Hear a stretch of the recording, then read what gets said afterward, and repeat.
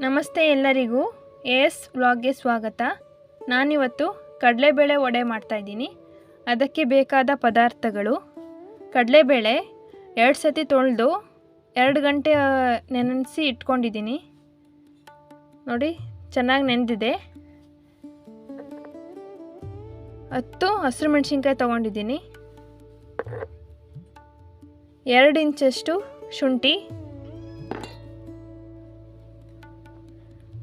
1 ಹಿಡಿಯಷ್ಟು ಕೊತ್ತಂಬರಿ ಸೊಪ್ಪು, 1 ಹಿಡಿ ಸಬ್ಸಿಗೆ ಸೊಪ್ಪು, ರುಚಿಗೆ ತಕ್ಕಷ್ಟು ಉಪ್ಪು. ವಡೆ ಕರಿಯೋದಕ್ಕೆ ಗೋಲ್ಡ್ ವಿನ್ನರ್ ಎಣ್ಣೆ ಬಳಸ್ತಾ ಇದ್ದೀನಿ. ನೀವು ಯಾವ್ದು ಬಳಸ್ತೀರೋ ಆ ಎಣ್ಣೆನೇ ಬಳಸ್ಕೊಳ್ಳಿ. ಈಗ ಜಾರ್ಗೆ ಕಡಲೆಬೇಳೆ, ಶುಂಠಿ, ಮೆಣಸಿನ್ಕಾಯಿ, ರುಚಿಗೆ ತಕ್ಕಷ್ಟು ಉಪ್ಪು ಇದನ್ನೆಲ್ಲ ಹಾಕ್ಕೊಂಡು ತರಿಯಾಗಿ ರುಬ್ಕೊಂಬರ್ತೀನಿ.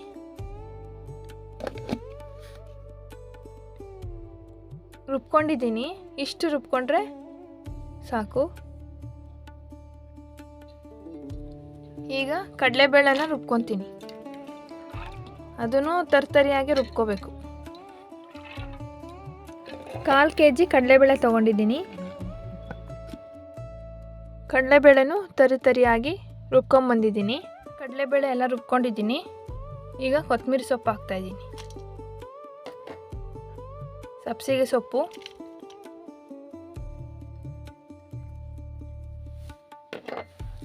ಚೆನ್ನಾಗಿ ಮಿಕ್ಸ್ ಮಾಡ್ಕೊತೀನಿ.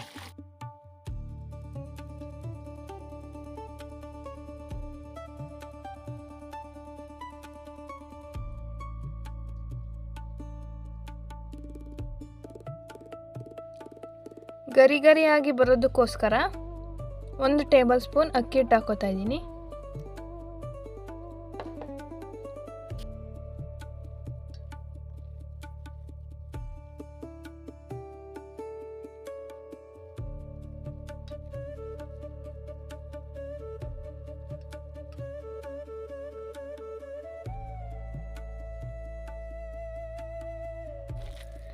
ಈಗ ನೋಡಿ, ಚೆನ್ನಾಗಿ ಮಿಕ್ಸ್ ಮಾಡ್ಕೊಂಡಿದ್ದೀನಿ. ಈಗ ಬಾಣಲಿ ಇಟ್ಟು ಎಣ್ಣೆ ಹಾಕೋತಾ ಇದ್ದೀನಿ. ಗೋಲ್ಡ್ ವಿನ್ನರ್ ಎಣ್ಣೆ ಬಳಸ್ತಾ ಇದ್ದೀನಿ ನಾನು.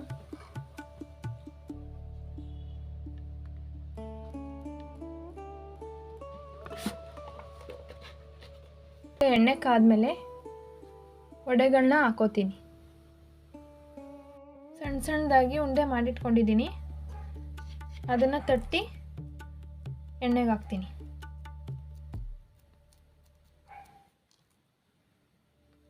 ಈ ಸೈಜಲ್ಲಿ ತಟ್ಕೊಂಡ್ರೆ ಸರಿಯಾಗಿರುತ್ತೆ.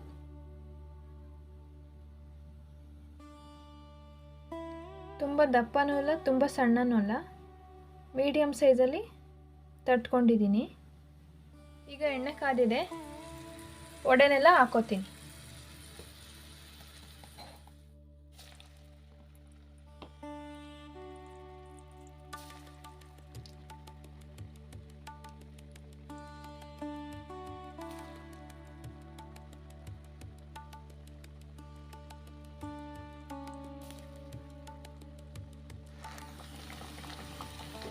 ಈಗ ನಿಧಾನಕ್ಕೆ ತಿರುಗಿಸ್ಕೊತೀನಿ.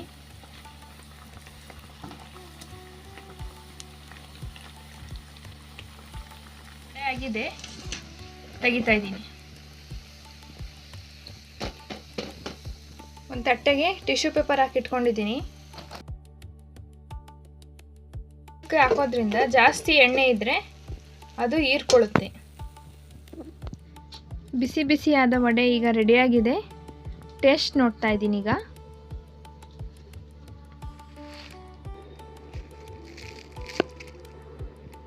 ಒಳಗೆಲ್ಲ ತುಂಬ ಚೆನ್ನಾಗಿ ಬೆಂದಿದೆ,